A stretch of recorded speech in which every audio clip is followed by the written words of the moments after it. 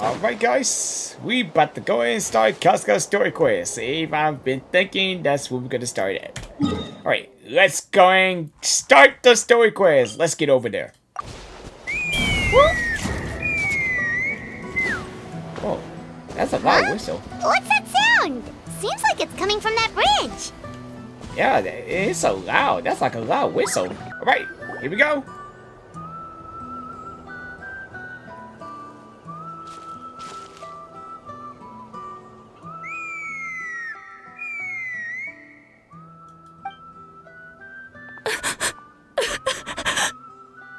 Oh no! Why is she crying? Should we go check on her? You know, just in case she's thinking of doing something stupid. I'd leave her be.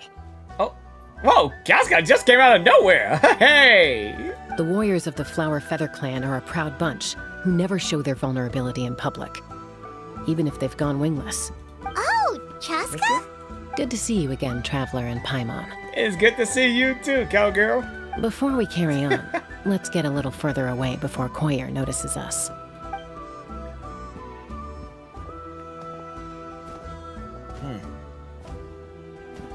So, that girl on the bridge, Koyer, you said? Should she really be on her own right now? With the mental state she's in, it just seems risky. Don't worry. That's exactly why I'm here. Elder Alpa sent me to keep an eye on her. If she does attempt the unthinkable, I'll swoop in and catch her. I doubt it'll come to that, though. She's a fighter. A warrior, in fact. One who aimed for the sky. However despondent she might feel now, I'm confident she'll get through it. Like, aim to the sky? Like, reach for the sky? I mean, what do you mean, aim for the sky? Well, in the Flower Feather Clan, there's an elite flying squad made up of Kukasaur riders. But it's an extremely selective squad. To become a rider, you need to undergo a trial where you not only demonstrate mastery of the relevant skills, but also win the approval of the Kukasaurs. Very few candidates make it through the process. Koyer has spent years training for her most recent attempt, but unfortunately she didn't pass. So it's not hard to see why she's so upset. And when you mean going wingless, what does that mean? Sometimes, after multiple failed attempts to pass the flying test and win the Kukasaur's approval, people get so disheartened that they give up on their dream to soar the skies. They resolve to quit trying for good. We call those people the wingless. Ah. Do they get expelled from the tribe? Wait, expelled? What? No, of course not. They're still prized warriors. We have a saying. Just as the Kukasaur treasures every feather on its body, so the tribe treasures each one of its children. This hits even harder in the wake of the war. All of our young warriors carry the future of our tribe on their shoulders. Besides, every Kukasaur falls from its nest before it learns to fly. It's like a cowboy. It's practically a rite of passage. Likewise for the wingless, we always hold out hope that one day, when they're ready, they'll rekindle their dreams and keep trying. Yeah, I hope she keeps trying too. Still, I mean, yeah. Until then, all we can do is quietly watch over them from a distance. Just like I'm doing now. Oh, look at Chasca! I just love Chasca too. I just love the head. I just like her style. Even she's a cowgirl, though. Ah, okay. Paimon hopes she'll get back on her feet soon. Yeah, me too. Well, from the sound of her whistling, her confidence has been seriously shaken. No Kukasaur is going to respond to a call that sounds like that. Whistling? Yeah. People from my tribe call to their Saurian companions by whistling or blowing a horn. So it sounds like Koyer was trying to summon a Kukasaur to practice her flying. But the Kukasaurs are an even prouder bunch than our warriors. They would never respond to a lackluster whistle like that. First she failed the trial, and now she's struggling to even summon a Kukasaur. That's only going to hurt her confidence further. And getting trapped in that vicious circle is the kind of thing that'll make people go wingless. Surely there must be something we can do to help. That's very kind of you. Koyer's flying skills are up to par, but mentally she's stuck in a rut. If she wants to return to the sky, she has to overcome that for herself. I'm going to lay low nearby, just in case she takes a turn for the worse. Let me give you a tour around the tribe once this is all over. All right. A tour. Hey. Koyer still isn't giving up. Even though Chasca said that she has to do this by herself, Paimon can't help feeling like maybe we can nudge her in the right direction. I wish we could help, but there's nothing we could do. What if we could get a Cuckoosaur to fly up to her? That might give her the confidence boost she needs. Not a bad idea. Actually, that sounds like a plan. Yeah, let's do it. Let's just do it. It's a Cuckoosaur. Oh my gosh. Is this really happening? I did it. I summoned one. I was beginning to think you'd all given up on me completely. Thank you. Oh, thank you. Looks like her mood is lifted. Now to wait till she's not looking and then fly out of here. Excuse me? Would you mind if we did some flying practice together? Right now? Right now? Oh, wait, right now? Oh, wait, whoa. Wait, no, wait, right now? Like, no, not right now. We're just helping her. Oh, no. I think I know where I went wrong in the test now. I need to maintain a higher speed on my turns. So, I just gotta practice my bell tail slides and split S maneuvers. What does that mean? Yikes, that sounds so complicated. I'm out of my depth. This is too dangerous. Also, I really want to try some stall turns and cobra maneuvers. Okay, that is too much. Crikey, I ain't never even carrying a passenger, let alone while doing all that. I need to get out of here. Huh? That sounded like a whistle. Is someone else trying to summon a Cuckoosaur? Now's my chance. Hey, wait! Whistle provided the perfect cover. You may escape. Do you think Koyer's feeling better now? Let's go back to that bridge and check. Okay, let's do it. Oh man, that was so cool. That's kind of rough, dude. Yeah, that is really rough. Chasca! I summoned a Cuckoosaur! They do still respond to me after all! Although, unfortunately, someone else summoned it away again before I had a chance to go for a flight. Oh, really? That is unfortunate. But if you can do it once, you can do it again. Keep at it, and you'll pass the trial eventually. You're right. You know, I almost thought about giving up, but I'm glad I didn't. Yeah, I'm so glad you did it. Hey, Chasca, how's Koyer doing? Huh? Who are you? And how do you know my name? These are my, friends. The Traveler and Paimon. Hi! You came up in conversation the other day because I was telling them about up-and-coming warriors in our tribe. Oh, the Traveler, huh? So that's you. What do you mean up-and-coming? I'm closer to being wingless than I am to passing the trial. Anyway, we haven't met before, have we? You look so familiar somehow. Oh. Wait, what? Wait, we never met before, but you feel us so familiar? Maybe you saw him in the stadium? Or anywhere, really. He's been all over Natlan lately, so it's not surprising that you've seen him around. If you say so. Yeah, that must be it. Koyer, Chasca.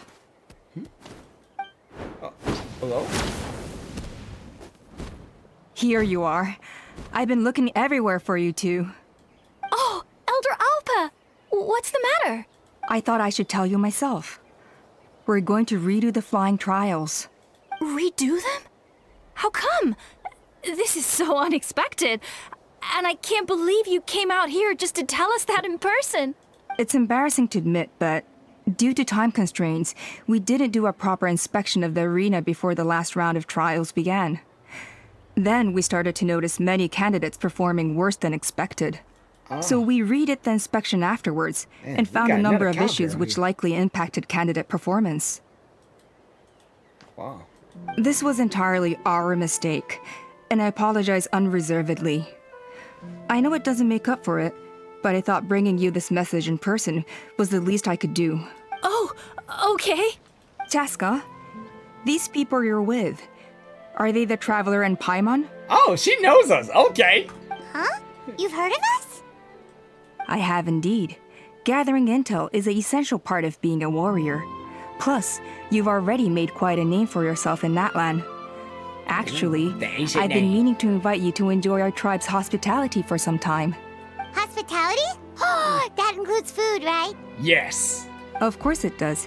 If you let us host you, you'll be treated quite lavishly. Mighty warriors are highly revered in our tribe. Besides, we still owe you for your help during the war. Without you, we would have suffered far worse at the hands of the Abyss. So I like the chance to show you our gratitude on behalf of the whole tribe. Okay, this is so nice. Oh, I mean, I just love this happening. Mighty warriors, plural? So Paimon counts too? Paimon's starting to like you a lot. Paimon, we're both mighty warriors. Yes, you too as well. That should go without saying. Your flying skills are the envy of our tribe. That's a good point.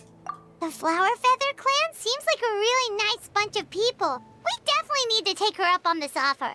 Last time was a flying visit.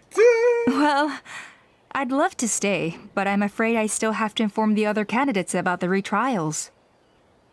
With our younger generation's future on the line, there's no time to lose. Wait, Elder Alpa! Let me help! The sooner everyone gets the news, the better! Very well. In that case, Chasca, could I leave you to entertain our guests? Sure thing. Okay. Let's meet by the Obsidian Totem Pole later. Collier, let's get going. Okay. Up in the Koya flied away Ryan the Cascar. All right, they're out of earshot. I'm just gonna come out and ask. Okay, ask away. That Kukasaur who responded to Koyer's call, that was your doing, wasn't it? Whoa! How do you know that? I grew up with these creatures. I could tell something was off the second I saw it. How in the world she knows that? I cannot believe. Wait, so she grew up with these creatures. His whole demeanor seemed less like a Kukasaur and more like, well, you. So I figure you must have been pulling the strings somehow. I cannot believe you saw him do that. He looked very flustered when Koyer asked for a ride, so I whistled to give him a chance to escape. Oh, wow. Thanks. And judging by the look on your face, that was a welcome intervention, huh? Yes. It's all right. If you'd rather your hidden talents remain hidden, I respect that. I won't press you for answers, and I'll keep my speculations to myself. Oh, wow. She's a slick one. You're the kind of person I'd still trust even if you had superpowers. I know you'd use them for good. Technically, I just say Collier. Does that count as for good? I think the ends justify the means in this case. She just lacked confidence, and you helped her resolve her internal conflict. If you hadn't intervened, I likely would have gotten my mom to help out instead. Although, having said that, Mommy. there's a small chance she might have recognized her and seen through the whole thing. That would have done more harm than good. Well, luckily no harm was done in the end. Yeah. Anyway, if you're free now, how about I give you that tour I promised? Oh yeah, I would love to have a tour to this place. Yeah. Wait, are they doing kung fu moves or something? Ready? I'm gonna get you! Whoa, whoa, whoa, whoa! They fighting each other? Uh-oh. Are they fighting? Should we try and break them up? They're fine. Just doing their daily combat training. Oh, That training? combat. A little young for that, aren't they? Not to us. We're a tribe of warriors. In ancient times, we were the most elite troops in the nation, responsible for patrolling and defending all of Natlan. I see. And even though times have changed, we've kept our martial spirit alive. Okay, I see. So they cowboys, but they doing some of those martial combat moves, like those kung fu moves. So cowboys are doing kung fu? Hey, is that Chasca? Jessica, you're back! Oh, can you come train with us? Now's not a good time, I'm afraid. I'm showing the Traveler and Paimon around. Maybe next time. The Traveler and Paimon? Wait, you mean that legendary warrior and legendary flying expert? Legendary? Legendary. Yep. That's us, all right. We're legendaryers. I made that word up, did I? Awesome. It's so cool that you can fly without having to ride a cuckoo-saur. Even Chasca could only do that for short distances. With a Mr. big Traveler, gun. can you teach me some cool sword tricks? Oh, Mr. Traveler, my family shop makes the best volcano cake. You gotta try it. Let's behave ourselves, everyone. These people are here as our guests. They're going to meet Elder Alpa in a few minutes anyway. Kotini, instead of being jealous of other people's talents, why not work on developing your own? Kapak, there's no point in trying any cool sword tricks until you've mastered the basics. Have you done all your sword drills today? And Yatlan, easy does it, okay? Not every conversation has to turn into you plugging the family business. Okay. Casca immediately let your comms the children down and they stopped Sorry grabbing about those kids. They just got overexcited when they heard your name. Hope it didn't bother you too much. This is a volcano cake that Yatlan forced into my hands. She said to think of it as an apology gift. Whoa, it smells amazing! Traveler, you want some? Yes! Oh, yes! It smelled pretty good, too! That's good. Yatlan will be thrilled. Yay! By the way, Chasca, those kids really adore you. You're way better with them than Paimon expected. Paimon figured you'd be more... aloof, maybe? Aloof? Aloof, huh? Well, to be fair, there was a period when I was like that. Around the time when I first joined the tribe. But it's a terrible attitude to have as a peacemaker. It tends to turn situations that could have had a peaceful resolution into a stalemate that can only be resolved by force. Resolved by force meaning beating both parties into submission? Yep, exactly. As long as other options are available, I try to avoid that at all costs. Someone once told me that peace imposed by force will crumble in a matter of days. But peace achieved through genuine dialogue actually benefits both sides. Huh. Even if sometimes the parties are only willing to negotiate because they're both armed to the teeth. That's true. Hey, Chasca! Uncle Cusco knows you're back, and he's coming to get you. Oh, thanks. Whoa, is that a harmonica?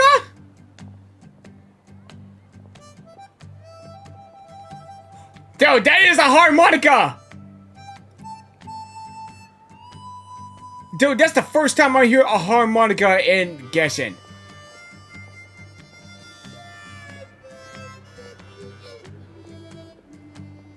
Oh, wow! Dude!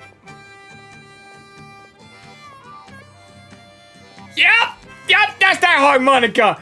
Dude, this is the first time I hear a harmonica in a game! Traveler, And that's Paimon, Genshin. Got a dash. I'll meet you at the totem pole up ahead. You can't miss it. It sticks out like a sore thumb.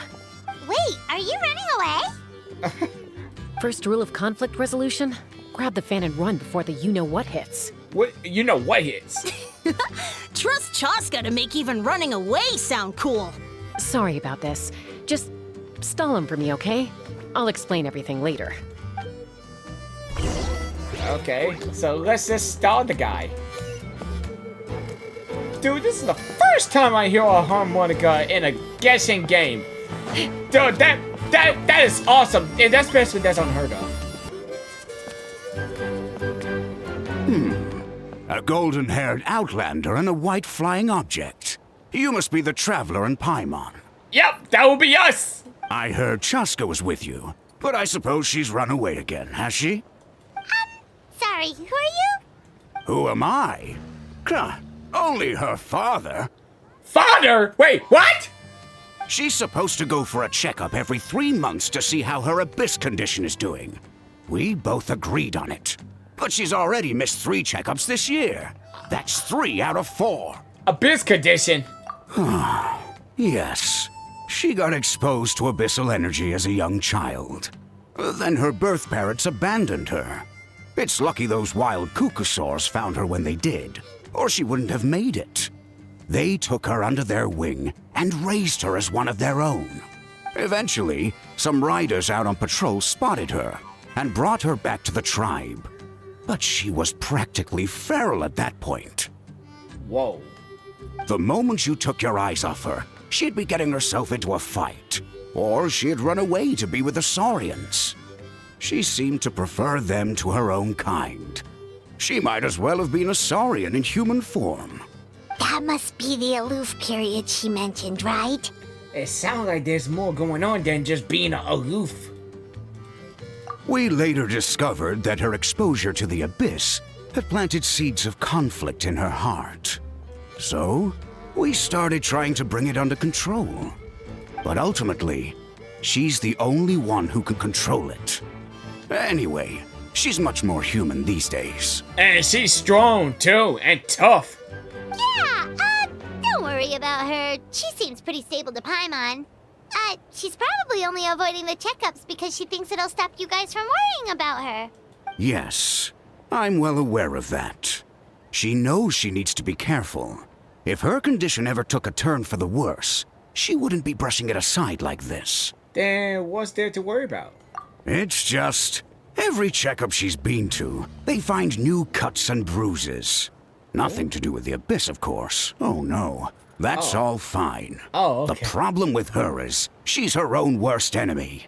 She's been living dangerously again. I'm sure of it.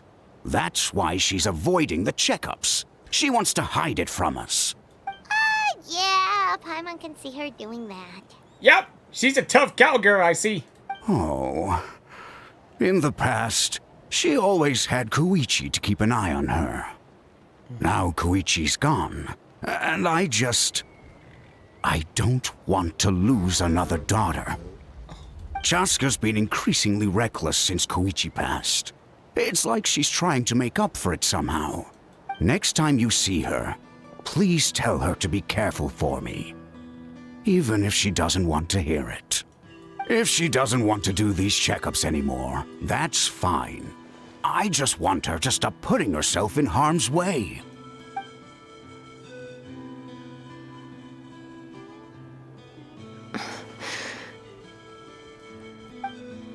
Cusco rumbles about Casca and Shiyu. You patiently listen unto the bitter end. Whoa, where did the time go? We should be back up with Chasca before it gets any later. To get to the totem pole, we need to head north, right? Hey, Chasca! Hey, Alba! Sorry to keep you waiting. It's all right. I bet my dad talked your heads off, huh? What did he say? That you used to run away from home in every other day, and that half of your peers got beaten up by you as a kid. I was sometimes a little impulsive back then. That's putting it mildly. The memories. It feels like it was only yesterday when we brought you back and had Cusco and his family take you in. Back then, no one imagined this feral child would grow up to be the strongest warrior of the Flower Feather clan. Huh? You were the one that brought Chasca back to the tribe? That's right. Oh. Elder Alpa was already a veteran rider by then. She spotted me while patrolling from the skies and tracked down my Kukasaur mom. Mom agreed it was time I tried to re-enter human society. But I didn't know the first thing about being civilized. I clashed with everyone who had to deal with me. And look at you now. Renowned throughout the land as a peacemaker. How time flies. When the day comes that I can't fly anymore, it will be up to you to look after our tribe and our flying squad. You know me, though. I'm not a natural commander. I'm better off as a lone wolf on the front line. So stick it out at least a few more years, okay? Give Koyer and the others time to come into their own. Oh, stop. Wait, so isn't the leader just the strongest warrior in the tribe? At least Paimon figured that's how your tribe would work. Strength is certainly a core tenet in the Flower Feather clan. But strength means far more than martial prowess alone. If it all came down to individual strength, I'd struggle to call myself a warrior, let alone a member of the flying squad. Any fighter in the tribe could take me down. Wow, it's gonna be like cowboys and kung fu, so they're like cowboy warriors. Like, that's what they're gonna call each other for now. Like, really? I have you done as an Eli warrior like Chasca. Well, sorry to disappoint you. It was something I aspired to at one point. So much so that I went adventuring in the Cinder City, Ochkanatlan, to try and prove myself. But it was foolish of me. I wasn't ready. I came back empty-handed and seriously injured. The fact that I survived was something, I suppose. But after that, I never seriously considered myself a strong fighter. And yet, you still managed to become the leader of the flying squad, thanks to your experience and determination. All while battling those old injuries. Don't you think that's a display of strength in its own right? Let's shelve this discussion for now. Traveler, Paimon, there are some simple refreshments on the table. Please help yourselves. Yes! Paimon was waiting for that part. Did you just gorge yourself on a bunch of volcano cakes? They were for the snack stomach. The refreshment stomach still has plenty of space. How many stomachs you got, dude? Paimon is so full. How many stomachs does Paimon got? I mean, like, seriously, it's like Paimon just got 7 stomachs. But then it's like, but I think she had 1 stomach. But it's like, she eat a lot of food. I thought that she might have 7 stomachs. Well, if you're enjoying our hospitality, feel free to stay with us as long as you like. Elder Alba? There's, something's come up. What happened? What happened? Is it serious? Shall I deal with it? It's... Some merchants showed up, not from our tribe. They said they're here to discuss some potential collaboration with us. Why now? This is terrible timing. There are a few wingless that we haven't managed to reach yet, and we still haven't inspected the retrial arena. Wow, what a busy schedule. Let me handle the other errands while you meet with the merchants. You shouldn't be trying to do everything at your age. You should help too. Seems only fair after all that food we ate. Yeah, it helped to digest the process. Huh. Well, much obliged. Chasca, the remaining wingless are all people you know. Let's see. Pishika now manages the floating target balloons.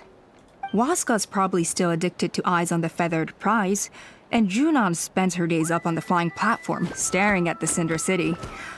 I'll leave you to tell them the news. Are you sure you don't want to reconsider, Pashika? I appreciate it, boss. But honestly, I'm pretty happy with my life nowadays. Pashika, they're redoing the flying trials. Huh? Lutoda? Ah, did Alpa send you? I was just telling Pashika the news, actually. The way things are with the tribe these days? I mean, you don't need me to tell you. This here is no future for a seasoned warrior like you. Ah, come on, boss. Do you have any idea how long it's been? I've been wingless for years now. I'm not cut out for that anymore. Of course, I'll do my part if we ever need to defend the tribe. But there's really no point in me trying out for the flying squad now. I mean, everybody's getting to flying, really. I've already made my peace with it. Not everyone has what it takes to return to the sky after going wingless. Elder Alpa's perseverance is something else. And it's okay if I'm not destined for greatness.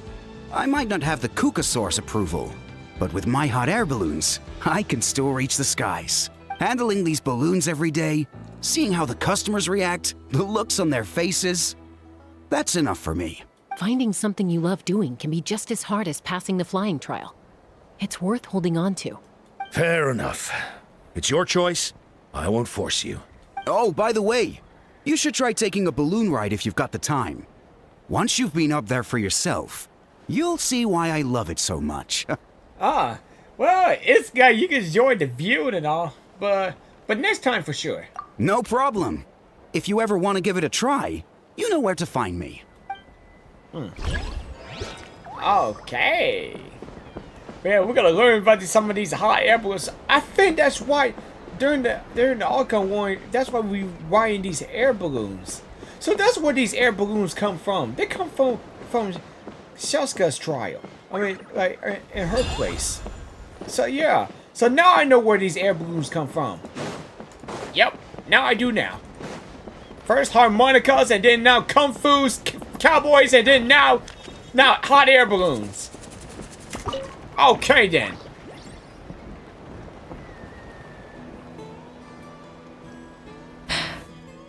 Hey, Junan.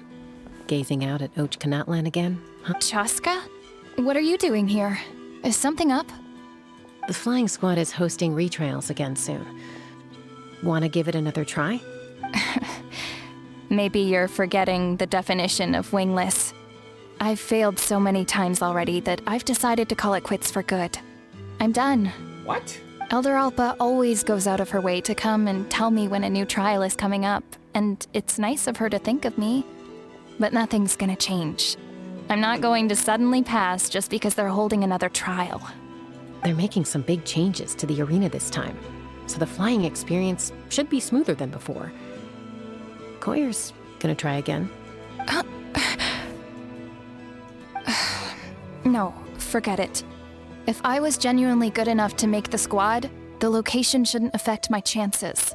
A true rider can fly confidently whatever the conditions, like you and Elder Alpa. Shunan! They're redoing the... Huh? Chasca and the Traveler. You're already here. I guess they told you already then. Come on, let's go train together. I'm gonna sit this one out. What? Why? But you've always looked up to Elder Alpa. She went wingless after her injury and spent years drifting, but even she came back and made it in the end. If she can do it, why can't you? I mean, I don't have that kind of perseverance.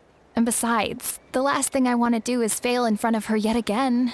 Oh, come on. You know you don't need to worry about that. All right, well, how about we just treat this as you being my mentor? Then will you train with me? I mean... Enough umming and ahhing. Let's just get up in the air and figure it out as we go.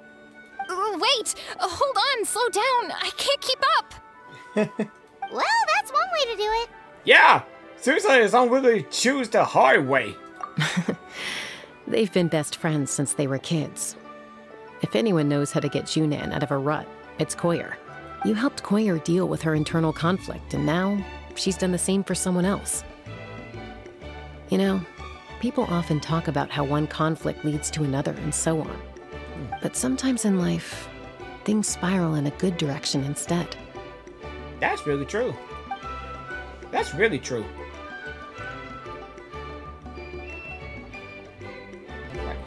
A retrial? What's the point? I pretty much treat life like it's a game. No Kukasaur is ever going to approve of that, no matter how many times I try. Muskar, I can assure you, Kukasaurs wouldn't judge you for something like that. Well, they must be judging me for something. Maybe I lack fighting spirit, or just don't have the talent. Not everyone's a natural like you. Don't waste your time on me. You'll have better luck with the ones who still have their heads in the clouds. In the meantime, I think I'm gonna treat myself to a few more games of Eyes on the Feathered Prize. Yeesh, there's wingless, then there's being a total lost cause. You used to be a fierce warrior, actually. But fighting spirit alone won't win you the Kukasaur's approval. Oh. Are all Kukusaurs so strict? The ones in floating target balloons and Eyes on the Feathered Prize seem pretty chilled out. It's one thing to hang out and have fun, but quite another to take to the skies with a human life on your back. Giving a ride to someone who's unqualified endangers not only the rider, but also the Kukasaur themselves. If the rider makes a mistake, they both suffer the consequences. So we have a mutual understanding with the Kukasaurs. If someone isn't up to standard, we have to reject them. Even if it means breaking their hearts. Oh. I ain't never thought it would turn out to be this way. We've notified all the wingless on the list now, right? Where to next? The trial arena. It's not far from the tribe. Oh, hey there, Chasca. Did Elder Alpa send you? Yeah, she's got other things on her plate right now. How are things looking here? Well, the inspection revealed numerous blockages all over the trial arena. It looks like they're the result of ley line disorders caused by repeat abyss invasions. Theoretically, we just need to clear those obstacles, and the arena will fill up with gaseous phlogiston again. But that's proving difficult to achieve in practice, for all sorts of reasons. why don't you head on down and check things out for yourself? Feel free to ask the staff for more details. Alright, the night before the trial. Oh, are you here to help? Thank goodness. There's no way I could do all this by myself. So the blockage here has to be cleared using a special bomb, but carrying explosives up that steep slope would be a recipe for disaster. If I dropped it or slipped and fell, I'd be blown to bits in an instant. So, my plan was to transport the bomb to the other side, then send it over in a hot air balloon. All I need now is for someone else to strike the balloon at the right moment, dropping the payload right on top of the spout, and problem solved. What do you think? Simple enough, right? I think I can handle that. Well, even this being my first time doing this, is that hot air balloon up there yours too? Huh? Oh, that one. No, I've got no idea who that belongs to. Or how they got it up so high. I just wish I could fly up there and check out what kind of tech they're using. Ah, well. Getting the trial arena back in order is more important. I'll head over and set up now. Let me know when you're ready. Oh, crud. Wow, you took care of everything in no time at all. Incredible work. Now we just have to wait until the gaseous phlogiston is fully replenished. Then we can kick off the retrials. Actually, Inkanak, I'd like to do a test flight first, just to make sure we're not missing anything. Could you arrange that for me? Huh? But you only just finished getting the arena ready. There could still be other hazards we're unaware of. All the more reason to have me test it out. Think of it as another inspection. I guess you're right. With your flying skills, you won't be in any serious danger, even if there are hazards we overlooked. The conditions in this area seem a little unstable, but a test flight is the only way to catch any lingering issues. All right, I'll get things set up for you. Just let me know when you're ready. Yeah. That was amazing. Paimon couldn't take her eyes off you. Yeah, flying with the gun. So, any further issues with the venue? No, nothing major. Give it a few days, and we should be able to conduct the trials. Help! Help me! You're from the Flower Feather clan, right? Please, come quick, you've got to help us! Catch your breath first. What's the situation? We got attacked by a Kukasaur. My friends are still stranded in the middle of the road with the goods we were transporting. Please, I'm begging you, save them! Huh? Are Kukusaurs really that aggressive? Do they usually attack groups of people unprovoked? Not in my experience, but there are exceptions to every rule. Let's go check it out.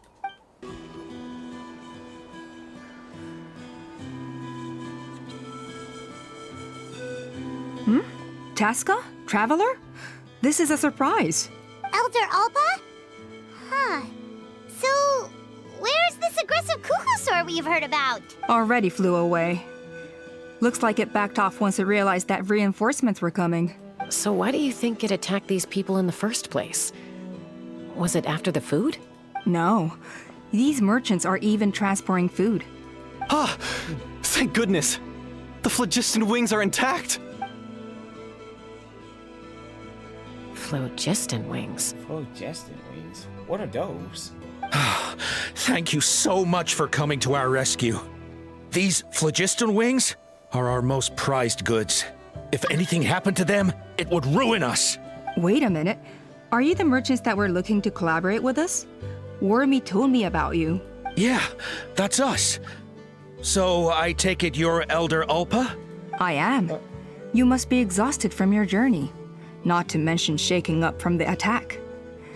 Let me bring you back to our tribe to rest. We can talk business after you've recovered. But Elder Alba, what about the Kukasaur attack? Well, our guests here weren't seriously injured, and their goods are intact. Perhaps that Kukasaur was just having a bad day. There are so many of them around here. You'd expect something like this every once in a while. I don't think we need to pursue it any further. More importantly, how are the preparations for the flying trials going? The trial will be Is everything in order over at the arena? Yes. The trial will be started very soon. Huh? Did you say flying trials? What a coincidence! Sounds like a perfect use case for our phlogiston wings. You'll be pleasantly surprised by what they can do. Oh, really? Now I'm intrigued. Well then, let's forget all about this Kukasaur attack for now. We have some serious business to discuss.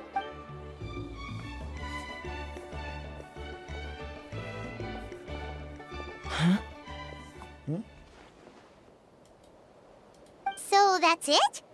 That all went smoother than expected. Well, guess we'd better get going. Huh? Chasca? What are you looking at?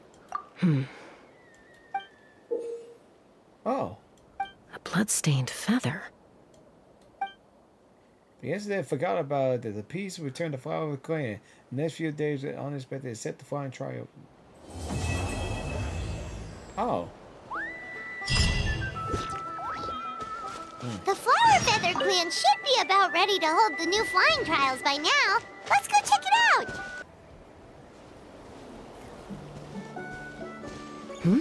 Ah, Traveler and Paimon. You came. Yep, and it looks like we made it just in time. Although, can't say the same for the Kukusaurs. Bit of a low turnout, huh? Yeah, you'll see why soon enough. All right, get ready. 3, 2, 1, fly! Whoa! We're really flying! Whoa, it's like those jetpacks. I feel light as a feather. I'm flying without a Kukasaur. What? Flying without a Kukasaur? Wait, so they're using jetpacks now? It looks like Phlogiston jetpacks. wings are awesome. Philosopher wings. They just almost look like jetpacks. I wonder why.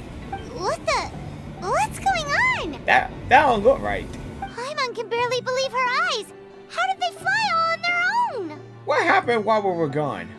The merchants we ran into that day were selling a product called phlogiston wings. It's a flying machine worn on the back. To operate it, you just use a handheld trackball that controls the flow of gaseous phlogiston. That's incredible. Oh. Yeah. If our tribe, if Natlan mass adopted this technology, it would revolutionize our mobility and responsiveness in times of crisis. Just think of the countless tragedies that could be averted. I feel like I'm dreaming. Did I really just fly on my own without the help of a Kukasaur? You'd better believe it. Plus, you just passed the flying trial. Right, Elder Alpa? Elder Alpa? Should this really count as a pass if we did the trial using phlogiston wings? Why not? The scoring rubric is about flying performance. It doesn't specifically say you have to ride a Kukasaur, does it? Yeah, maybe, but I mean, even Chasca had to ride a Kukasaur in a trial, right? And the whole point of the trial is to test both your flying technique and your ability to work with a Saurian companion. Well, if we can fly by ourselves, maybe we don't need to test the ladder anymore. Technology always changes everything. Chasca, Traveler, what are your thoughts on this new invention? Well, I just say it's a good invention. The sooner it widely adopted, the better. But it's an unknown quantity. You should use it with caution. Right? That's what I think too. I agree that they have strategic value, but I don't think it makes any sense to evaluate candidates by the current testing standards if they're using phlogiston wings. Why? Shunan finally mustered the courage to go through with this. And now you're saying it doesn't count? It don't sound right. Technology though. I don't have any experience using these wings in battle, nor is it immediately obvious how to incorporate them into the existing systems in our tribe. Taking a longer-term perspective, I think we need to start by getting thoroughly acquainted with how these things work. Then we can develop a new trial format with new assessment criteria, tailored to candidates using the phlogiston wings. You all raise valid points. But Chasca, while your proposal sounds perfectly reasonable, it would probably take years to put it into practice. We lost so many people in that war. These phlogiston wings could be exactly what we need to strengthen our forces and boost morale in this trying time. And as for real-world battle experience, there will be plenty of opportunities to gain that. I have high hopes for you, Junon. Huh? Hey, stop staring into space! Say thank you! Oh, thank you. Thank you, Elder Alpa. You have nothing to thank me for. Remember, the way you got your wings back was by relying on yourself. Oh, Elder Alpa! Bad news! Kukasaurs are attacking the merchants again! Again? Again? Okay, everyone, stay put while I... Huh? Chasca? Wait, what? Where's Chasca going? Why did Chasca rush off like that? And then Elder Alpa and the others too? Anyway, let's go see what this is all about.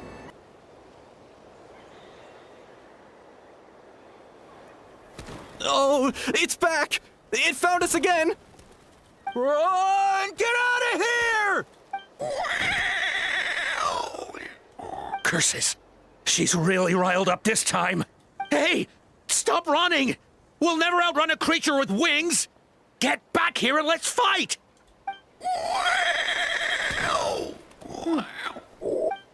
Stop! All of you! Oh, May, just in time, Chasca. Chasca! Oh, wonderful! Quick, get rid of that thing! Huh? Wait, is that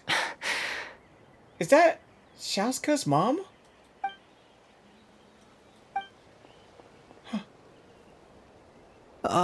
What's going on? Why isn't she doing anything? So it really is you. Oh. Sister. Wait, sister! Wait, sister! Wait, wait, sister! Wait! How is that? Wait, that's her sister? Wait, first a human and then now a Kusaurus? A sister? Wait, sister? That Kukasaur is Chasca's sister? That's what I'm saying! I mean, wait, are you serious? Like, I didn't know that was a sister. I thought it was, I heard about the mom, but I didn't know about the sister. Like, why in the world?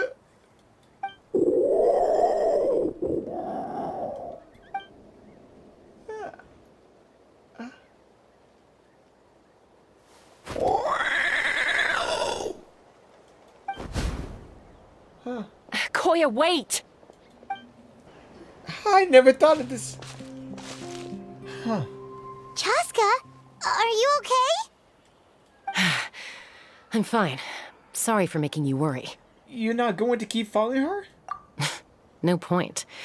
She's an expert at hiding her tracks. Once she's shaken you off, you'll never catch up to her. Oh. At least, I always used to lose to her at hide-and-seek when we were kids. Wait, when you were kids? Well, yeah.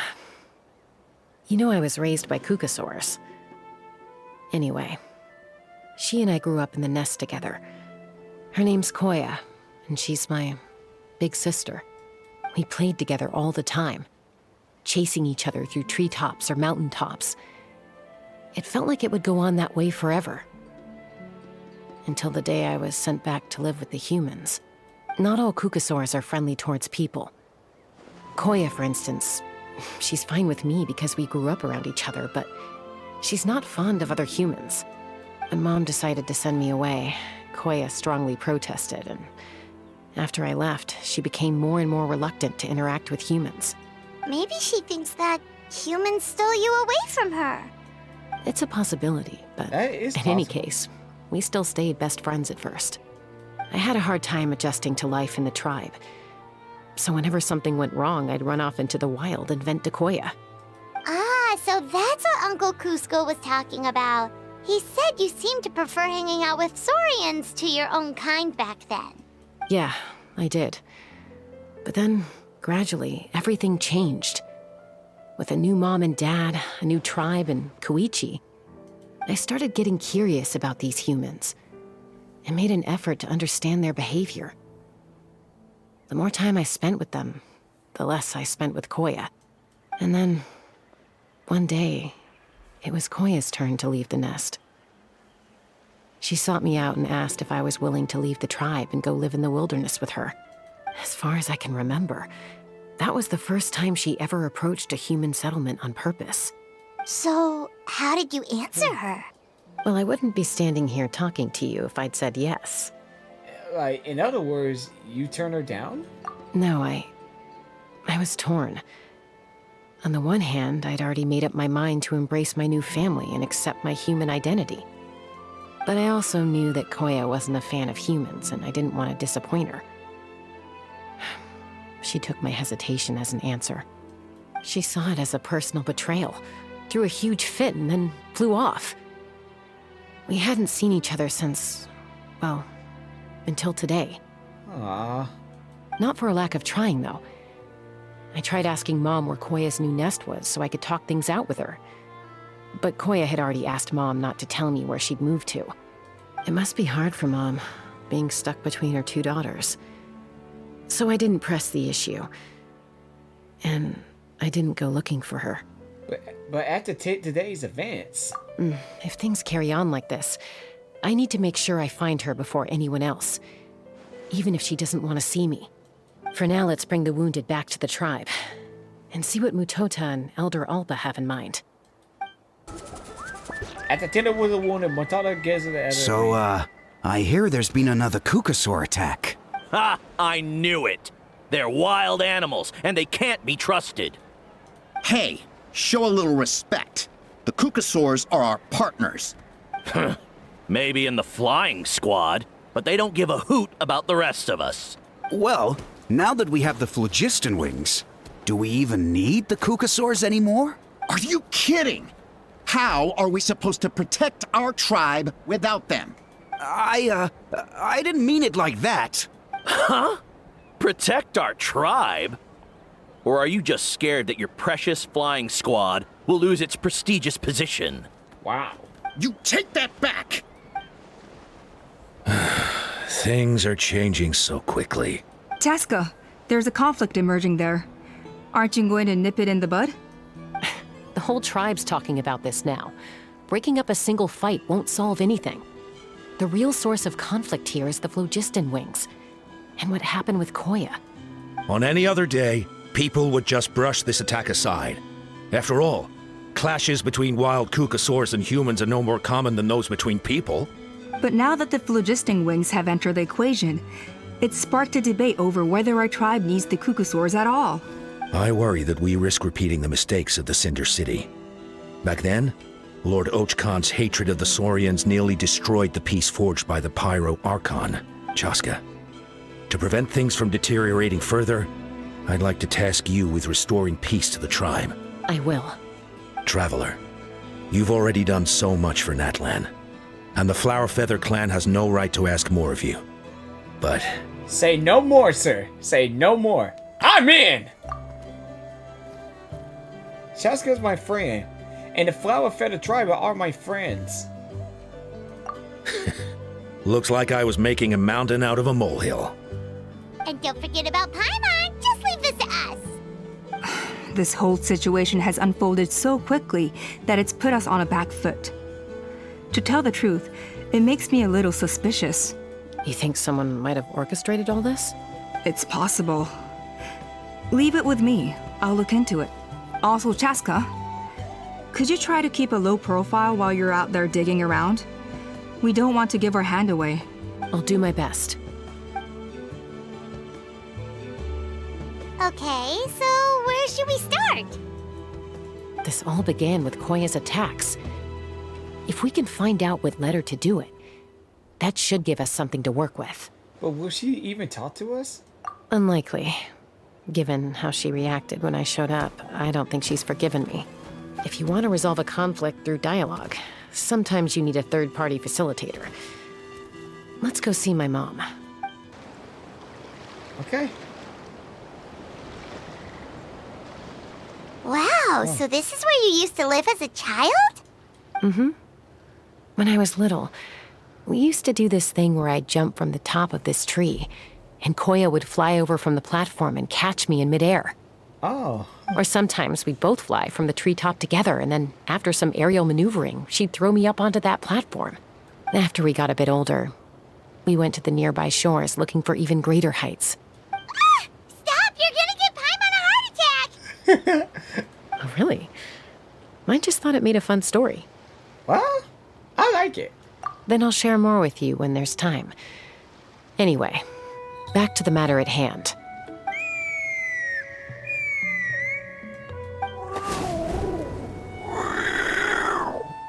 Oh, that's the mom. Hey, Mama Bird, I'm back.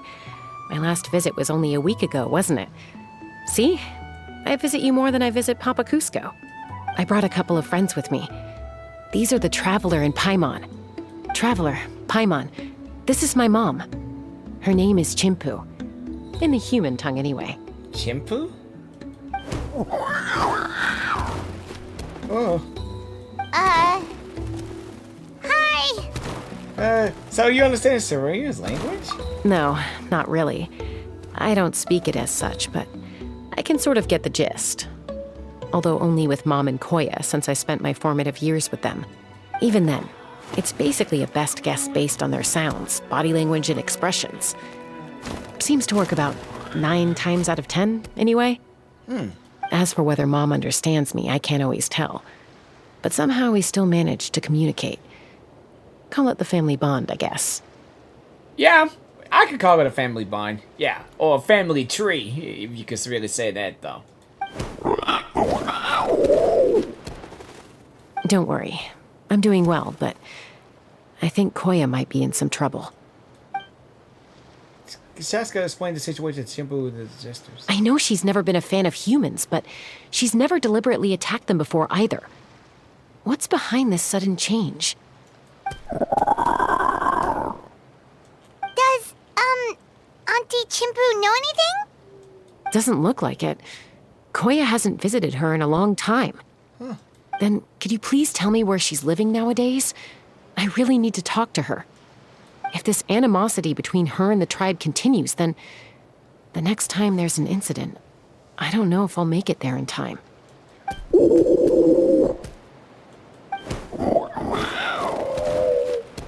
What did she say? She said she'll take us there. Thank you, Mom. It's so far away, but still. Huh. This is a really remote location. Guess she was trying to get as far away from humans as possible. We stay here? Okay. Got it. Traveler, Paimon. Mom says we should stay out of sight for now. She'll talk to Koya first. Koya is very hostile toward humans right now. So if we show up unannounced, it might just make things worse. Okay, got it. How things worked out with you guys?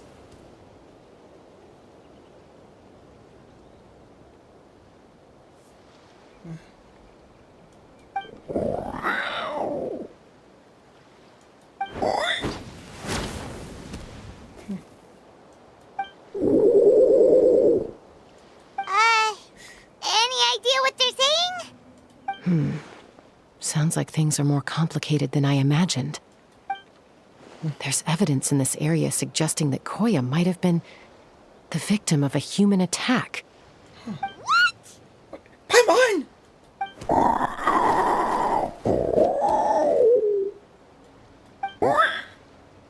No! Huh? What's wrong? It's Chime, Koya's child. The attackers kidnapped her. What? They came over the sea, under the cover of night, and they took Chime. Oh no. What the heck? Who would do such a thing? I searched day and night, and finally found them. Wait, does she mean...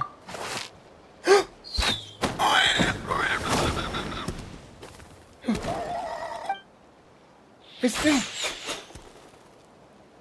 Oh, yeah! Tafal's contraption is working like a charm! Got her in one! No. Hey, there's another one! Wait, is that the one that got away last time? Who cares? Just get them all. T'Pol pays us per catch. No.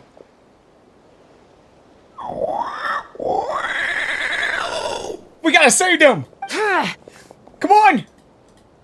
Chasca! Chasca? How do you get here? Quick, stop her! You guys done here! It take about 5 seconds. Don't come any closer, or I'll...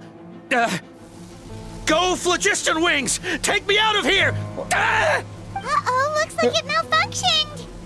This is bad. Mom and Koya are already injured. And if that thing explodes right next to them... Help! Elemental energy suppresses it! Please, someone! Get back!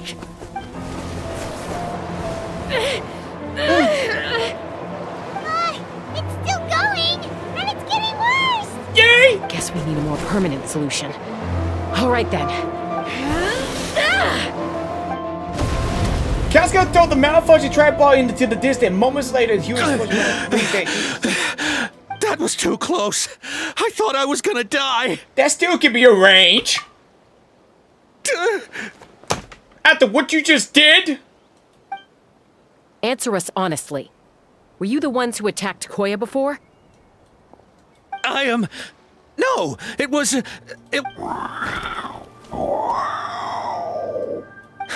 Well, she says it was you. Yeah. If you still wanted to deny it, what made the other ways of making you talk? Just tell me, who sent you here? It was to Paul. He told us to catch all the wild Kukasaurs we can find. And he also said that this Kukasaur has become a thorn in his side, so it needs dealing with urgently. To Paul? Huh. Sounds familiar. But where from? So where is he now? Well, he tends to send his orders in writing. In writing? He pretty much never communicates with us in person. When he does, he wears a mask to hide his face. And whenever we trade Kukasaurs for Phlogiston Wings, we deal with his henchmen. So you didn't even make those wings? All we did was slap some labels on them and transport them over here, to make them look like they're imported. To make it harder to trace their origins. Why does he want you to cast the Kusaurus? I don't know, honest! Well, that's mighty convenient, huh? What about if I held a gun to your head? Ooh. Would that change your answer? No need. I'm sorry. I'll tell you everything I know. Yeah, you better hurry up, dude, because she about to get edgy on you. T'Pol doesn't tell us much, but he always stresses that he wants them alive. So that gives us some clues. This is just a best guess, of course, but we suspect that the gaseous phlogiston stored in the trackballs is drawn directly from the Kukasaurs. What? I'm sorry, what? Easy now. You're still injured. Hey, keep talking. Yes, ma'am. So, the gaseous phlogiston has to be highly refined in order to power the phlogiston wings. The slightest imperfection can have disastrous consequences, as you just witnessed. But the Kukasaurs have a natural ability to process gaseous phlogiston. So, if you use them as an intermediary, then... That's enough. So the Kukasaurs you took, where are they now? T'Pol should have them. But no one knows where he's based, apart from him and his henchmen. We've tried looking for it ourselves, even followed them a few times. But we always end up losing track of them. Random thought. Maybe they're hiding up in the sky? I guess this means we can't go after ringleader yet. T'Pol. I'm sure I've heard that name. Maybe it was... Chasca, Traveler!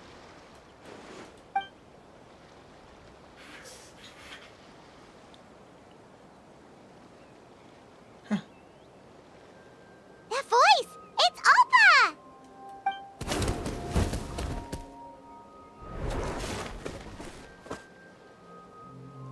Well, she made it here. just Elder in time. Alpa? What brings you all the way out here? Well, I was patrolling nearby when I heard the sound of an explosion. What's going on? Let me fill you in. I don't believe it. Elder Alpa, does the name T'Pol ring a bell to you? I feel like I've seen it written down before. Maybe in a list of candidates for the flying trials? Huh? So he's a member of your tribe then? No, If he was a member of the Flower Feather clan, I'd definitely know him. Shall we head back to the tribe and do some investigating? Now that you mention it, I do remember a young man from outside our tribe who came to participate in our flying trials once. You were away on a mission at the time, which is probably why you don't remember him. He was a craftsman from the Children of Echoes, but he'd always dreamed of soaring the skies, so he wanted to join our flying squad. The Children of Echoes? That's rare. But despite his best efforts, he unfortunately failed to pass the trial and gain the Kukusaur's approval. In the end, he went wingless and returned dejected to the Children of Echoes. Wingless, huh? Maybe he invented the phlogiston wings to get revenge on the Kukusaurs. Perhaps. Or maybe it's simply his way of dealing with his regrets over his past flying endeavors. Either way, it doesn't excuse his abuse of the Kukusaurs. I'm gonna take these guys back and expose the truth to the tribe. It's time for this conflict to end. Oh yeah, it's time to end this, dude. Easy, Chasca. Remember what I said about keeping a low profile? The ringleader still hasn't shown himself, and this man's allegation about powering the phlogiston wings with Kukusaurs is only speculation. Bringing these men to the tribe now won't win over any current supporters of the phlogiston wings. In fact, it may even escalate the conflict further. After all, many are mistrustful of the Kukusaurs after recent events. Is that why T'Pol waited until now to try to capture my sister? I don't know. I mean, he did tell us to spread negative rumors about the Kukusaurs and slip some Mora to anyone opposed to them, but... But Koya only attacked humans because they stole her child! Nevertheless, we will be hard-pressed to change people's minds while emotions are running high. Unless we have irrefutable evidence. You mean we need to catch T'Pol himself? Bravo! My thoughts exactly. In the meantime, leave these men with me. I'll escort them back to the tribe. I'll take the other members of their crew into custody too. They won't get another chance to stir up trouble. Fair enough. I guess finding T'Pol is gonna be the key to resolving this conflict. Let's hope the Children of Echoes have some info on him. Sorry, whatever it is, it'll have to wait till this is all blown over. I have to fix this situation before it spirals out of control. Mom, sis, rest up and get well soon. I gotta fly.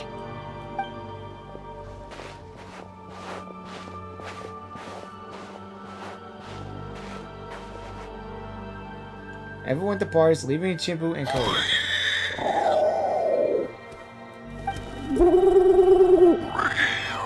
If you worry, go ahead and follow her. Don't worry about me. Mom can take care of herself. Got it. Oh, okay, so we can understand what they say. I guess they translated for us. So Alpa says that T'Pol's from the Children of Echoes. But how do we track him down? Just ask around until we find him? Let's start by talking to someone we know. It'll be faster that way. At this time and place, I'll bet the easiest person to find is... Wakey, wakey, Shilonen! She going. There she is. It's you. Okay, give me a second. I'll come down. Wakey, wakey, it's time for school. I'm just kidding.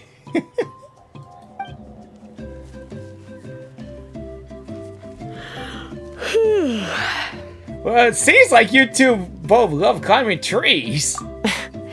I climb trees to fly further and see farther. I don't usually stop for a nap. Well, we're not all like you. Always full of energy, even after flying around all day. Yeah. Yeah. She always a leopard. You've come all this way and interrupted my precious nap time. Might I inquire as to, why? We had to search for a bad guy, but yeah, she's a leopard if you want to know. I'm sorry, Shilonen, but it couldn't wait. Does the name T'Pol mean anything to you? He's a craftsman, apparently. Huh. T'Pol. Yeah, that rings a bell. I think that's Puma's child. Wait, he's in a tribe right now? Nope, I'm afraid you're a few years too late. Why are you looking for him? It's a long story. Try to explain what happened to simply and briefly. Phlogiston wings. Wow, okay. The kid actually pulled it off. Well, looks like no more rest for me today. Pulled it off? You mean he's tried making something like this before? Yeah, he started trying to build a flying machine right after he got back from the Flower Feather clan. So right after he went wingless then. Was this flying machine anything like the gun you made me?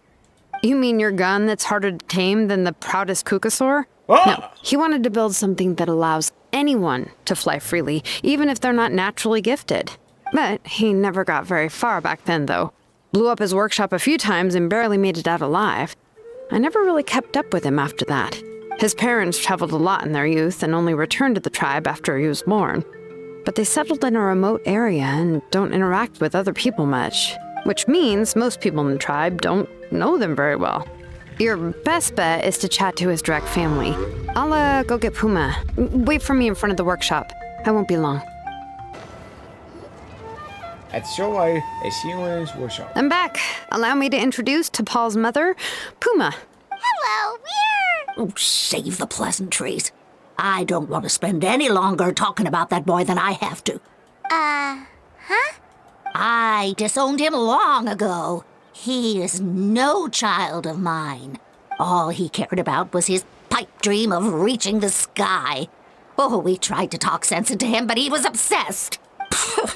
And then when he left us, he spouted some nonsense about building a workshop in the sky to avoid the constant criticism of us ground dwellers. Ew. He left his notebook behind. Whatever questions you have, you can look for them in there. I am done talking about him. He's no son of mine. He never called me Mom anyhow.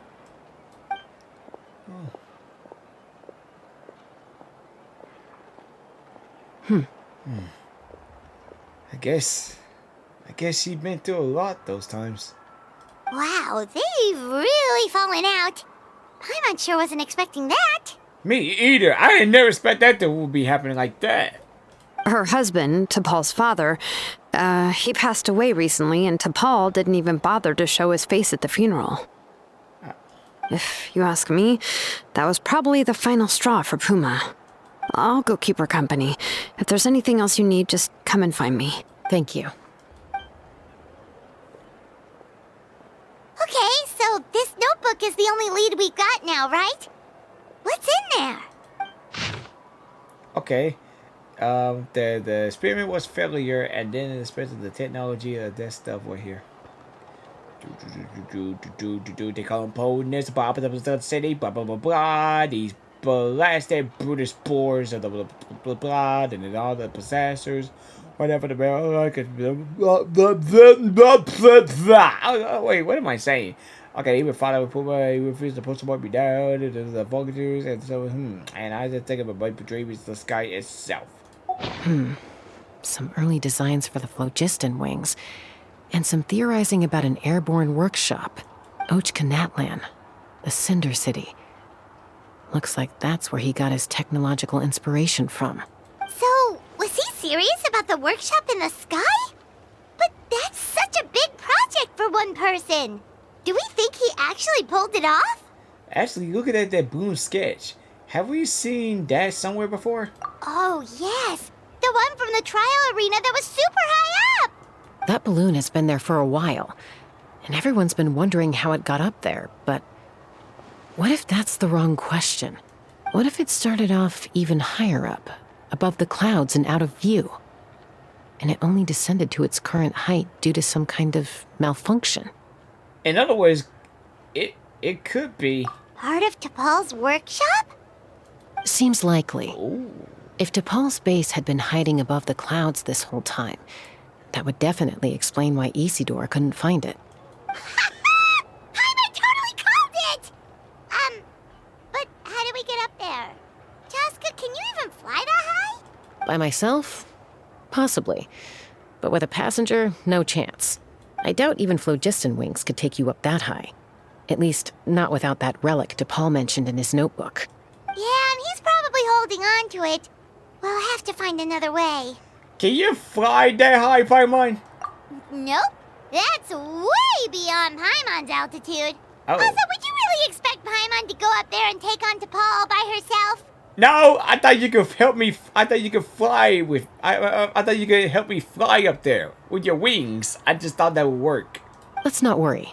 Just because we can't think of a solution doesn't mean no one else can. I'm not the only flying expert in my tribe, you know. Oh, good point. We should go ask Elder Opa. And Mutoda. He was quite the flying ace back in the day, too. Let's head back and see what they suggest. We're gonna fly! Well, yeah, especially we might fly doing this thing here, but yeah. Chasca, you're finally back. Things are getting really tense in the tribe. Have you made any headway with your investigation? Some people even think we arrested the merchants just to support the flying squad and crack down on the phlogiston wings. If things were escaping through that we round up with the merchants, maybe there would be other parties out there fanning the flames too. We found some promising leads, but there's a major obstacle standing between us and the irrefutable evidence we need. Chasca explains about the about Topa. A relic from the Cinder City?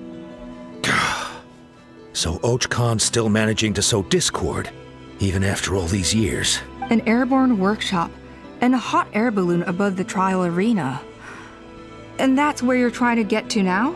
Yes! Any ideas how we get up there? Neither phlogiston wings nor a cuckoosaur can take you that high up. Do you really think that's where T'Pol is hiding? You know what? There might just be a way. Really? Do you still remember those spouts in the arena? When they were all blocked, the gaseous phlogiston was trapped and unable to flow. But now, it's flowing freely.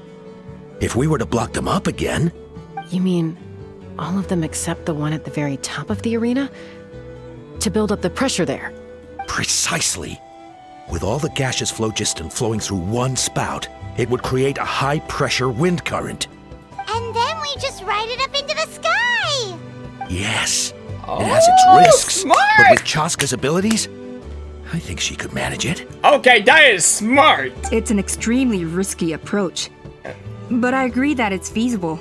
If you want to give it a try, check with Inkanak at the trial grounds.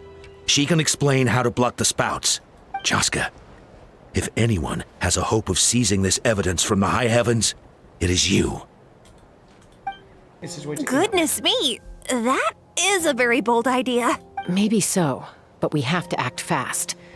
What's the quickest way for us to block off the spouts? From a technical perspective, I'd have to advise taking some measurements and carefully planning this out first.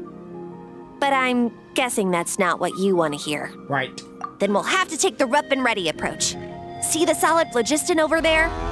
Our prior inspections revealed that some kind of stable structure has formed inside, making it highly damage resistant. It's not without its weak points, but unless they're all struck at the same time, the structural integrity won't be threatened. So, what happens if we do strike them all at once? It'll collapse. Okay, I see where you're going with this. Yeah, you got it. As long as you hit all the weak spots at once from the right angle, the solid phlogiston will fall right on top of the spout and block it up. You're right about rough and ready. Sounds like my kind of plan. That's kind of like simple, easy enough. It actually worked! But wait, how are Paimon and the Travelers supposed to get up there? You can use the wind gliding. Koya can give you a lift. She's actually been following us this whole time. Oh. Wow, Paimon didn't notice at all. Why she didn't come and join us? Well, probably because she didn't want to get too close to humans. Or maybe just me. But right now, we need her power. Whoa, you didn't even have to summon her. Yeah. Yes, up there. That's probably where Chime is. All right, let's go have a little talk with this T'Pol. Oh, yeah.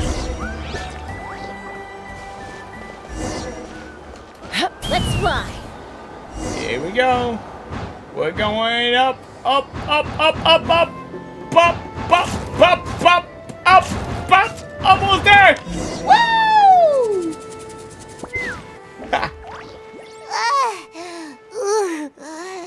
one's ever flown that fast before. She feels so ready to throw up. At least we made it in one piece. Aha. Just as I thought. It might look like a regular hot air balloon from the outside, but up close, it's clearly been heavily remodeled. And sure enough, it only descended below the cloud line because the custom-built machinery malfunctioned. Can you tell what the issue is? I should be able to figure it out with DePaul's notebook. Thankfully, I know a little DIY from fixing up my guns when they're having issues. That should just about do it. Now all it needs is a nice hard kick. Maybe that works on your guns, but... Huh? We're really moving! Huh. Wait, we're moving? Oh, and it turns out to be a domain. Oh. Whoa. Whoa, we are... Here it is! The workshop in the sky! Oh, you gotta see it to believe it. Makes you wonder why DePaul even bothers with phlogiston wings when he has tech like this. Well, according to the notebook, the platform beneath us runs on components from the Cinder City. Those can't be mass-produced. Also, I have some doubts about its mobility after seeing how it moved just now. For someone like DePaul who dreams of flying freely, this definitely doesn't cut it. But if he's got that relic, he should be able to make a set of prototype wings for himself, right? Why bother making a whole flying workshop so he can mass-produce them? He could go in freely for this workshop. He probably already built those prototypes waiting for himself. But this doesn't add up. If he's already achieved the power of flight, then he must have bigger dreams we don't know about. But what? With any luck, we'll find the answers in his workshop. Why won't it fly away like the others? Is it... She's still breathing, but barely. By the looks of it, DePaul was using these cages to extract phlogiston from the Kukasaurs. Once a Kukasaur is drained of phlogiston, it becomes too weak to move. We'll have to come back for these ones after dealing with DePaul. There's another notebook here. Let me see. Looks like a record of his phlogiston research. Log number 330. With the support of... I was finally able to launch the airborne workshop. Even though it relies on the relic for 80% of its power supply, I've at least taken the first step. Log number 348. Research on the relic is progressing well. I should be able to replicate the technology and scale up production very soon. Has proposed a name for this groundbreaking invention: the phlogiston wings. I think I'm getting close. Soon I will achieve my dreams. Log number 377. Encountered some issues with the new smaller model phlogiston wings. The gaseous phlogiston showed some volatility during the refinement process. Thinks we should proceed at a more cautious pace with the refinement experiments. But after so many past failures, I have to prove that I will succeed this time. Log number 114. Ran an experiment using Kukasaurs to refine gaseous phlogiston. It was a success. Log number 117. I have started recruiting merchants and hunters to capture wild Kukasaurs. No way. Log number 121. Major breakthrough in the efficiency of phlogiston yield. Huh? So many parts have been crossed out! It should be someone's name. Yeah, probably the contact he alluded to in his other notebook. Guess he has a benefactor. Did anyone else notice how the numbering system in this notebook suddenly changed halfway through? Yeah, and the tone seems to change a lot too. We haven't got time for textual analysis, I'm afraid. Grab the notebook and let's press on. Hey, look here! More of DePaul's notes! Let's hope there's some useful information inside. You scored Topaz notebook info. Log number 403. Introduced me to some new comrades who fully support my ideas. I told them that some Saurians are blessed with wings, and some people with natural gifts, while the less fortunate among us can only look on longingly as they seize the skies. But I also told them that progress can erase individual differences. Think of the tools humanity has made to fight back against wild beasts. the law we have put in place to even the playing field between the strong and the weak. Dude, that is so cruel. That's so cruel when you hurt animals like that, dude. No way. I promised them that our research will be the new frontier of human progress. With our phlogiston wings, the power of flight will no longer be for a select few to enjoy. Imagine a world where the skies are for all to share. I only hope that when we finally achieve this goal, we'll be proud of me.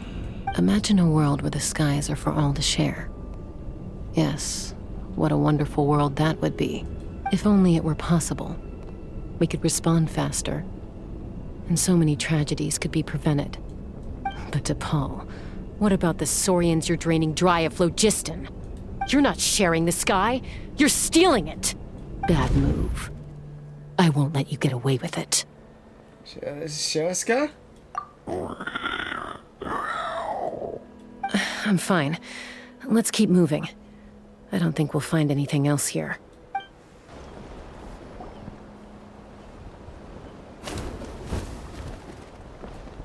Looks like we've reached the center of the workshop. And still no sign of Koya's baby. Let's search this area for now. If we still can't find Chime, we'll double back. Okay. You split up and begin your search.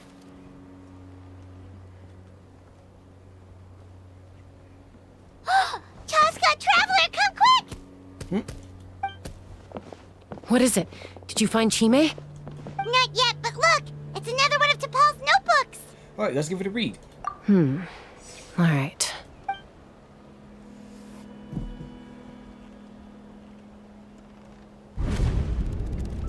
Log number 428. We decided to restart the experiments on phlogiston refinement, but without telling. This is the final obstacle to the success of the Phlogiston Wings project. We cannot fall at the last hurdle. Log number 436. Earlier today, suggested using cucosaurs as an intermediary to extract refined phlogiston. It's certainly feasible, but anyway, as long as our secret experiment succeeds, I'm sure won't bring it up again. Log number 443. We will conduct the experiment tomorrow.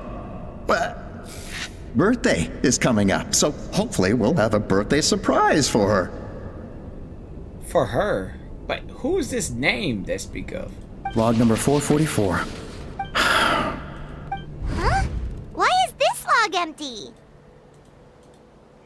I guess whoever wrote down the log number was prevented from recording the results. There's more. Let's keep reading. Log number 0. We lost many comrades in the accident. Among them are friends, lovers, and children. But we cannot stop now. We will keep their legacy alive and carry their dreams forward. As of today, we are scrapping the artificial refinement method. Instead, we will focus all our efforts on phlogiston extraction from live cucosaurs.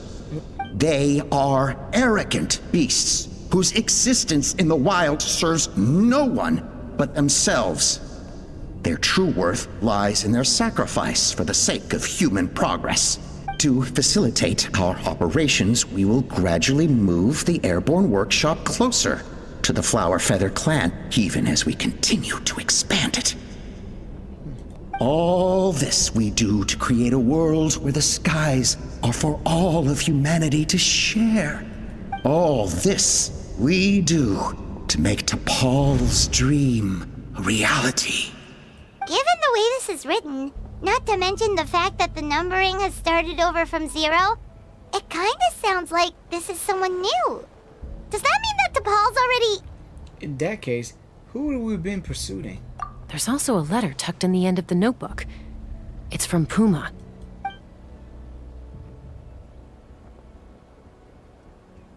T'Pol, I don't know where you are right now, so I don't know how to reach you.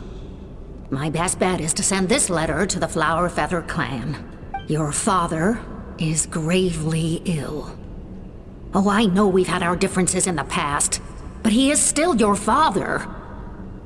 Won't you come and visit him? Please. I know you never liked him and cared even less for me. All you ever yearned for is the sky.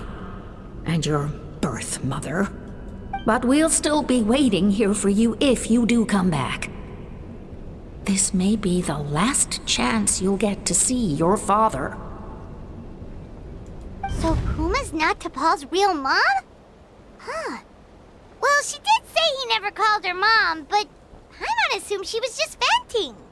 We know that T'Pol's father passed away quite recently, and this letter looks recent. By contrast, the writing in this notebook is old and faded.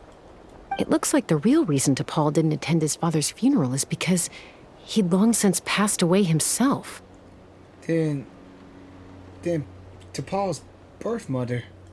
If we ask ourselves why this letter was sent to the Flower Feather clan, why T'Pol always yearned for the sky, and how he got his hands on a relic from the Cinder City, it all points to one answer. What's the one answer could be? That's right. T'Pol was my child. He was born during my days as a wingless wanderer. Huh? His birth gave me new hope. I wanted to become the kind of mother who spent her days as a valiant rider, soaring the skies. Not an aimless, wingless nobody. Wait, what? But his father wanted to settle down, to give his child a safe, sheltered life in his tribe. We fought about it constantly, until the love we once had for each other was gone. He started a new family, with another traveler who was also looking to return home. No. And I went back to the Flower Feather clan, alone. No way! No way that's you! Appa? Appa! No way that's you! I had no idea that despite being raised among the children of echoes, my child still harbored dreams of the skies. Can you imagine, Chasca? The joy and surprise I felt when he showed up at my door, asking to join the flying trials. Or how proud I was when he said he wanted to prove his own worth, rather than relying on my position as elder.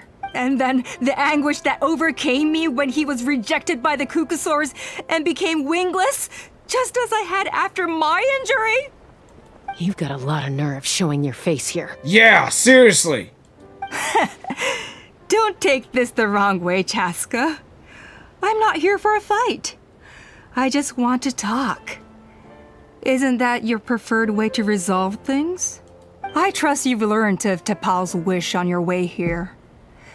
A world where the skies are for all of humanity to share. If only his dream can be realized, no one will ever have to lose their wings again. Our aerial prowess will be greater than ever before. War will never again come at such a great cost. The loss of Koichi is a tragedy that need never be repeated. So tell me, Chasca, do you really wish to see the phlogiston wings forever grounded and gathering dust? Nothing you've said excuses all the conflict you've caused. You mean the argument back at the tribe? It was a necessary measure. Sometimes this is the only way to accelerate the pace of progress. Is a mother harming her children when she coaxes them into swallowing a bitter pill? Of course not. It is a brief moment of suffering for the greater good, and the child would come to understand this in due course. The phlogiston wings are that bitter pill. We will never progress as a tribe if we cling to the scraps the Cucusaurs offer us. Once the people have embraced the phlogiston wings, they will never look back, even if they learn how the refined phlogiston is sourced. They will convince themselves that the sacrifice of a few Cucusaurs is a small price to pay for our dominion over the skies. Seriously?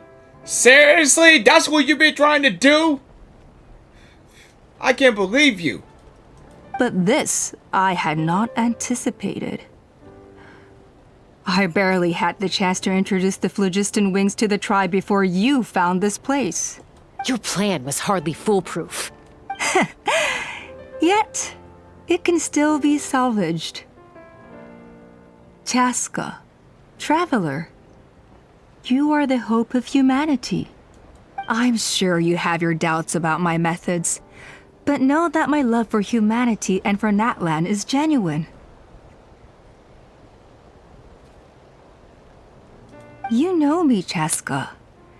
And you know that I've always treated everyone in the Flower Feather clan as my own children, as fellow humans.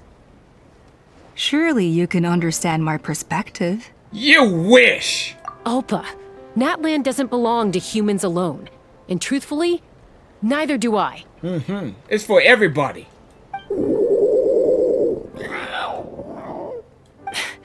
How many times has the Abyss invaded Natlan now? And yet despite how much stronger it is than us, Natlan still stands as a nation of humans and saurians. Peace imposed by force will crumble in a matter of days, because social bonds are what hold a civilization together. Weren't you the one that taught me that? And yet you would break the bond we share with our saurian companions to take more power for ourselves? That's as stupid as hacking your own arm off to use it as a club. They are wild beasts, driven purely by instinct. How could they possibly understand human social bonds? Especially, seriously, like, they work together with people. How did someone like her ever become a writer? Yeah, maybe some critical instincts may not be so different from ours, but because clearly she has them fooled too. You overestimate them. They bow to the strong and shun the weak. That's all there is to it. They never gave Tepal a second glance when he was at his lowest, nor me when I returned injured from the Cinder City. It's all about survival of the fittest for them. Plain and simple. They obeyed me once I proved myself stronger than them, but the moment it serves them better, they'll abandon me in a heartbeat. You're wrong, Alpa. They only reject the wingless because they don't want to fly anyone to their death. Chasca, I will promise you this. Only the unruliest wild cucusaurs will be used for phlogiston extraction. The ones who have nothing else to offer to humanity. Well, that's too bad, because I know a few unruly wild cucusaurs who don't think that idea is gonna fly. Namely my mom, my sister, and me. And the others? To us, they're friends, family, even children. So if you want to put any of them in one of your cages, you're gonna have to go through us. Yeah! Is that right? I knew you might be difficult to convince. Maybe this will change your mind. Huh.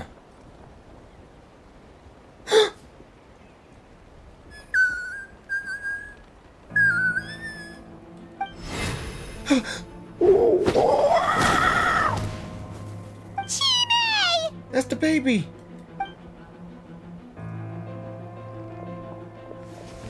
Alpa! Careful! Don't make any rash decisions. Unless you want to see her suffer. How could you be so cruel, dude? He's just a baby! Oh no, that's one of the extraction cages! Oh no. I told my subordinates to take control of the tribe while I was away. Luckily for them, our strongest warrior and our most powerful ally aren't there to stop it. Take control? What are you planning to do with Mutota and his supporters? Merely accelerate their inevitable downfall. They cannot stand in the way of progress forever.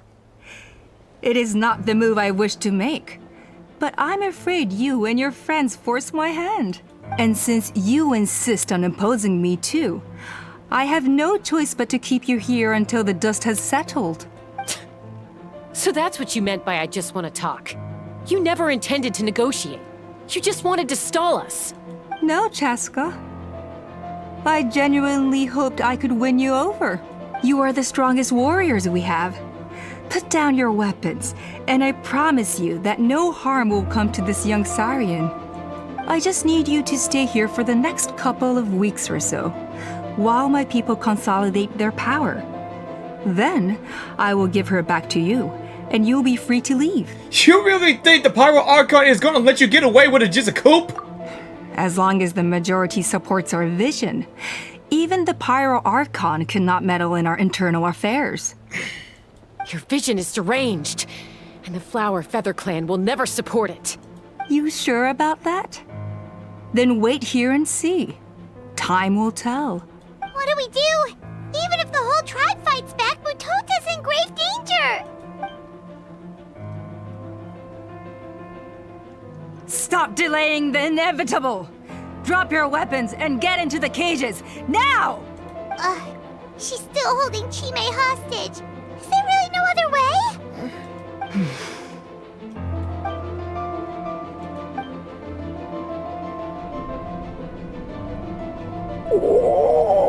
I'm sorry, Chime. I might have to do something unmotherly. Do it, Mom. I don't want to be a burden. What kind of warrior would that make me? Koya? Huh? What are you yapping about? Stand down. Drop your weapons, now! This instant! Never!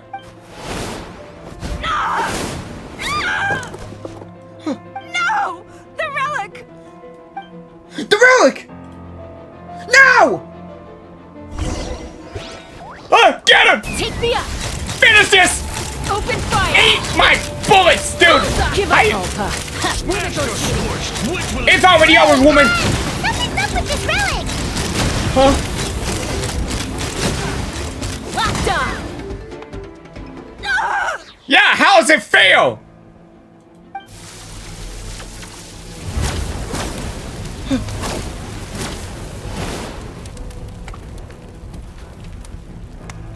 No. What is she doing? She'll bring us all down with her! But why? We stabilized the relic! Maybe it got damaged in the fight. If we don't think of something fast, this whole workshop is gonna fall apart. No. They're directly beneath us. My beloved tribe! You lead the workshop to me. Like, you deal with the relic. If we don't solve this problem in the source, the whole place will come crashing down. Okay. It's too powerful. This ain't a toy like last time. I don't think I can just throw it aside. But we need to get it far away before it explodes. Then the tribe will be safe, and so will this workshop. Koya, remember when we were kids? Come on, let's take this thing high up into the sky. Don't worry, I know I can get rid of it before it explodes. We're talking some surface wounds at most. All I need is for you to catch me at the end, just like old times. I can't hold it back anymore. We have to go. Don't be insane! Alpha attacks Casca from behind and ready to line. Alpha, what are you? You're a fool, Chasca! Why would you choose such a risky solution? We cannot entrust the safety of our tribe to this wild Saurian! I'm the fool. You really think you can stand a better chance than me? Sure, it may be asking too much for an ex-wingless to escape the blast radius in time, but I can fly it a safe distance away, even if it's the last thing I do.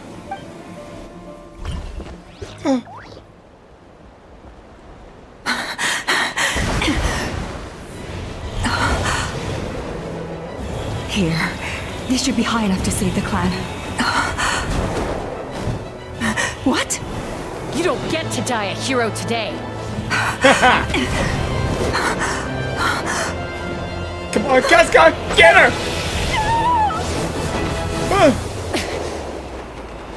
Is Casca gonna be a hero today?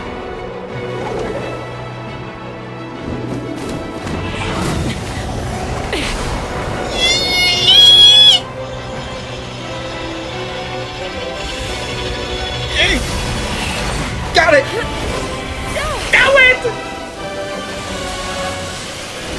Huh?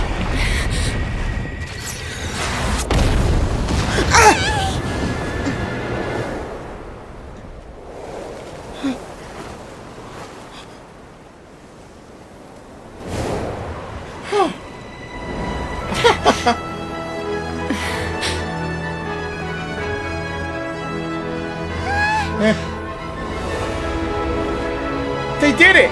They finally did it!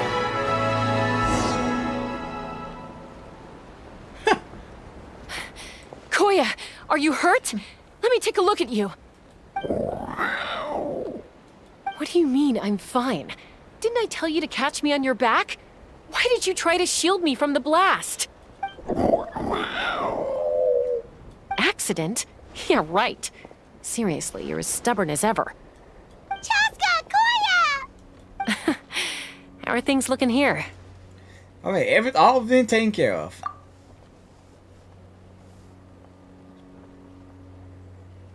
I think that's putting it mildly. I owe you one. Again.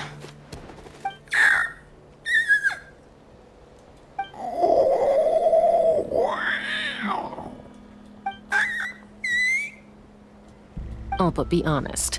Do you still think Kukasaurs can't form bonds? Mom, I'll figure out the refinement problem. I'll find a way. You don't need to worry about it. I just need some more time. That's all I ask. Please just trust me. Just this once.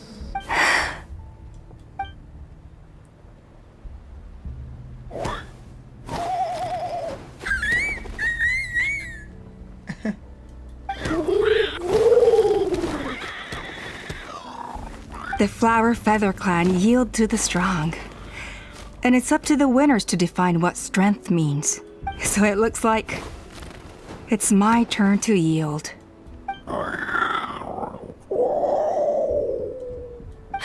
Koya! Koya!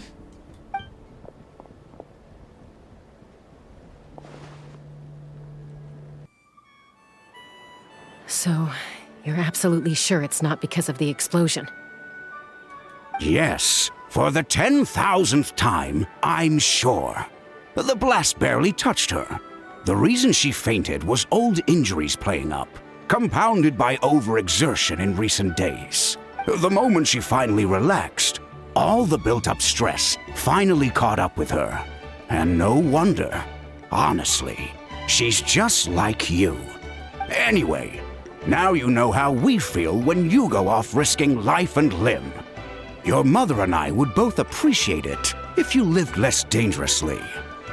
You know she wrote to me from the Masters of the Nightwind, just to scold me for not doing enough to keep an eye on you. If she wasn't so busy with work, you can bet she'd come back here and chew us both out in person. I'll find an opportunity to apologize to her. I promise.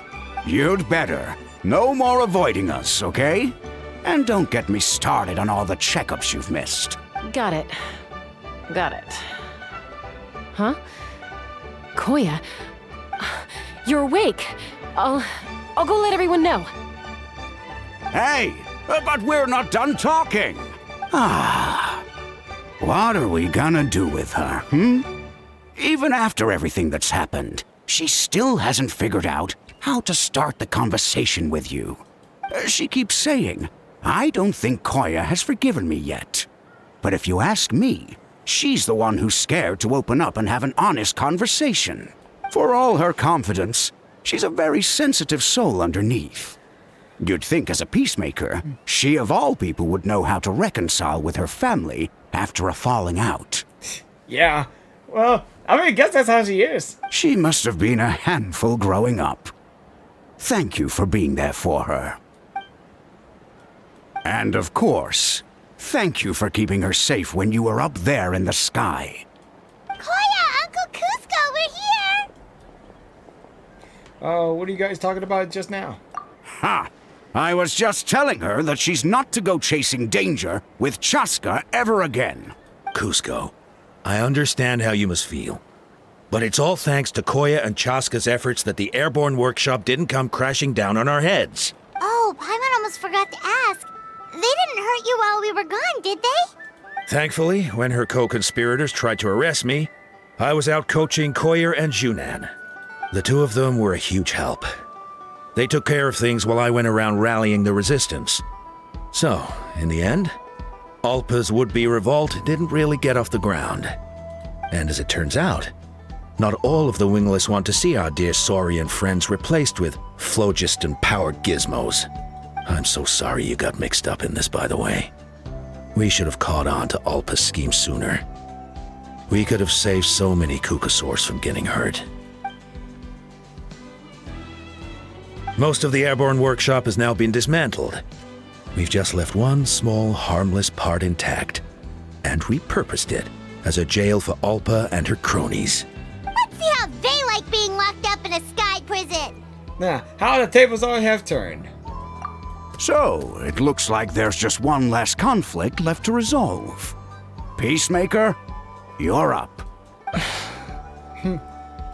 I said I had to wait until things had blown over, didn't I? And now they have. But I still have no idea what to say. I mean, she say all the time that she want to make a peace. She want to become a peacemaker. Well, there she goes. She already is a peacemaker. Koya, I just want to say, I'm sorry for how things went down back then. There's nothing to be sorry about. Human or Saurian, we all grow up and form new bonds with new family and friends. And now, I come to understand why you choose to stay among the humans. Huh? Does this mean you're not mad at me anymore? That's right. There's that family likeness coming through again. Paimon! Sip it! But that day, when we ran into each other. Alright, I admit it. I was angry at that moment. I thought you were their accomplice. Huh? So then, when did you finally make your peace with it? Mom! Hey, slow down. Aw, it's Chime and Chimpu. They're here too. Mom, are you okay? Mom is fine, love.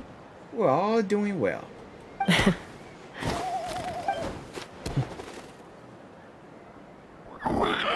I guess it was when it was my turn to embrace a new family of my own. Ah.